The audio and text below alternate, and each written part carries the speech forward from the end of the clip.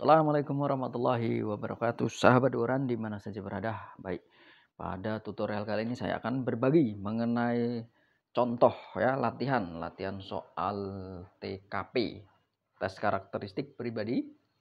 Jadi yang beberapa kali sudah ikut pasti sudah tahu bagaimana jenis soalnya.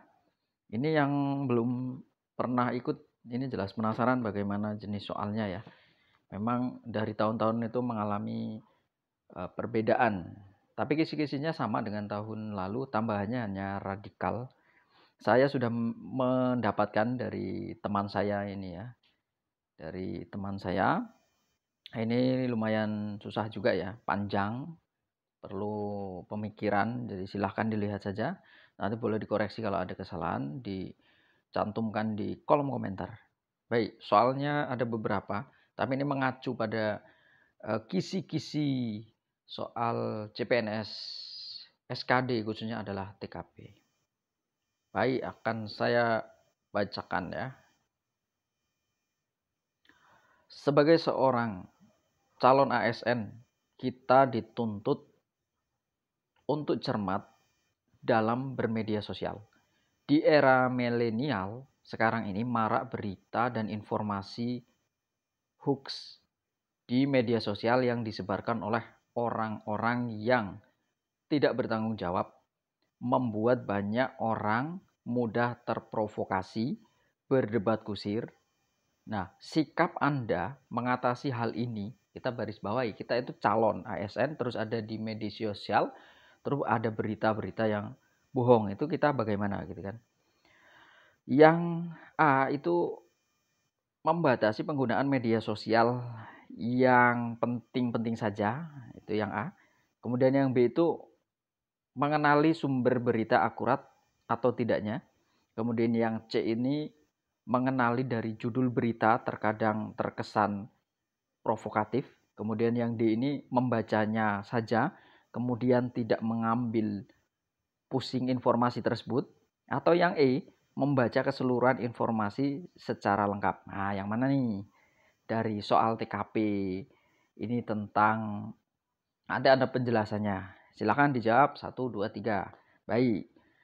Ini bawahnya sudah saya sertakan juga jawabannya ya. Jawabannya mulai urut dari B, E, C, dan D. Jadi yang B itu adalah menggali sumber berita itu akurat atau tidak. Di itu yang skornya paling besar. Kemudian E, C, A, dan D. Mengapa kita lihat nih? Topik teknologi informasi dan komunikasi ini sesuai dengan kisi-kisi tentang teknologi informasi komunikasi. Seperti itulah ya. Kita itu harus pintar dalam bermedia sosial karena hal ini itu juga memudahkan kita untuk saling berinteraksi dan memberikan kemudahan untuk permasalahan di atas itu bisa dengan mengecek sumber berita yang teruji kredibelnya. Lanjut ya.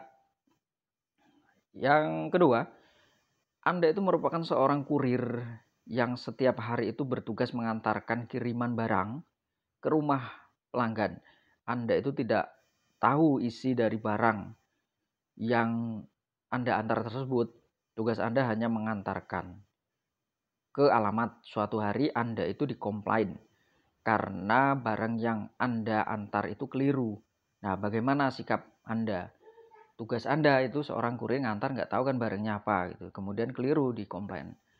Jawabannya yang mana? Silakan didengarkan. A, mendengarkan dan menjelaskan bahwa Anda itu hanya kurir yang tugasnya hanya mengantarkan barang saja.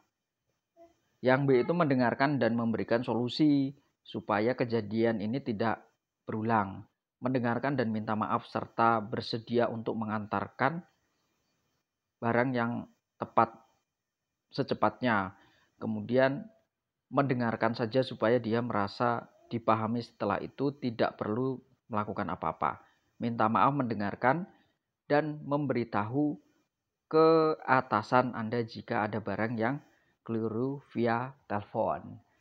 Apa silakan jawabannya? 1, 2, 3. Jawabannya itu E. Minta maaf, mendengarkan, dan memberitahu ke atasan Anda jika ada barang yang keliru via telepon. Topik orientasi itu pelayanan.